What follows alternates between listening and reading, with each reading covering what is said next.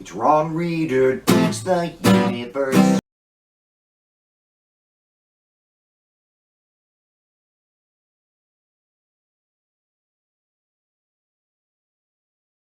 I'm Ron Reader, and this is Ron Reader Digs the Universe. And tonight, Al Green gives 'em hell. A couple of weeks ago on this show, in the episode The Democrats versus Fascism, I discussed how the presumed opposition party is failing to oppose. And what they ought to do if they really are interested in fighting MAGA fascism. A week later, at Trump's first State of the Union address since his re-election, we saw something that perfectly illustrates the point I was making.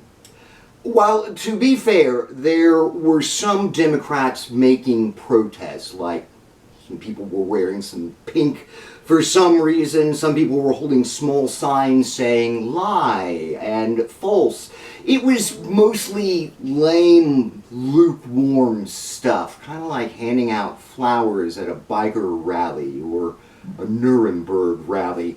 But when Trump started talking about Medicaid, you know, the federally funded health insurance for the disabled and the very poor, something conservatives have been wanting to destroy on cruel capitalist principle alone since its inception in the 1960s, Houston's very own congressional representative Al Green stood up and started heckling the president and didn't stop until the Republican Speaker of the House ordered the Sergeant at Arms to remove him.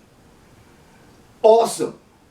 Nothing that Green did relied on legislation, which is the excuse for inaction offered by House Minority Leader Hakeem Jeffries. It was just plain old-fashioned leadership, something the Democrats just don't want to do.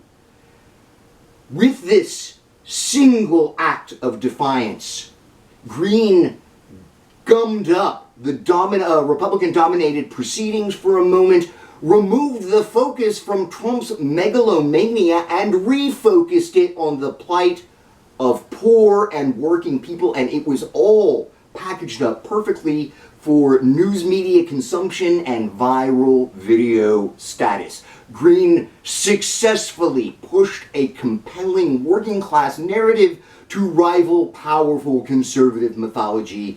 That's how you do it. That's how you fight fascism, hearts and minds.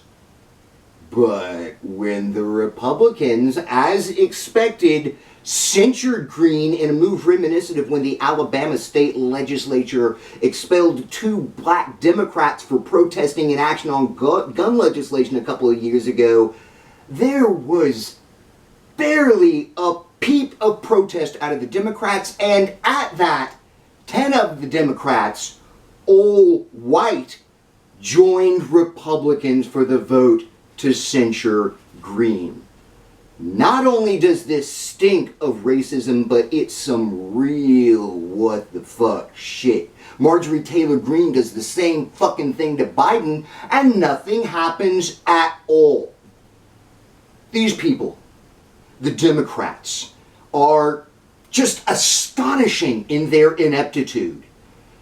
Guy shows them exactly how they're supposed to be doing it, and they're fucking embarrassed. And at that, embarrassed enough to be a little racist about it. I hate the Democrats.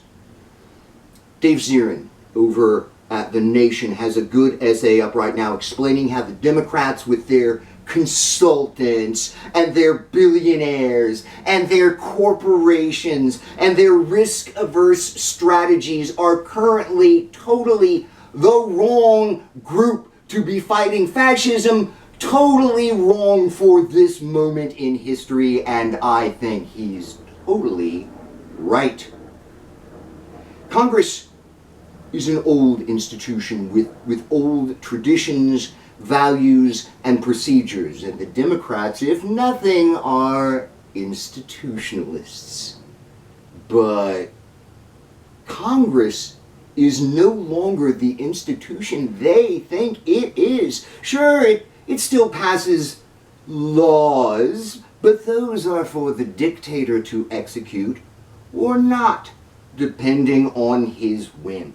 Congress doesn't matter in a dictatorship. Congress is a big fucking joke right now. So, legislation doesn't matter, but agitation works. Agitation tells a compelling story, and if you're in Congress, you command a decently sized audience, even if you can't pass laws. Don't tell me the Democrats can't fight MAGA. They can. They're just not doing it. I'm Ron Reeder, and this has been Ron Reeder Digs the Universe. Join me, Ron Reeder, again next week for another episode of Ron Reeder Digs the Universe.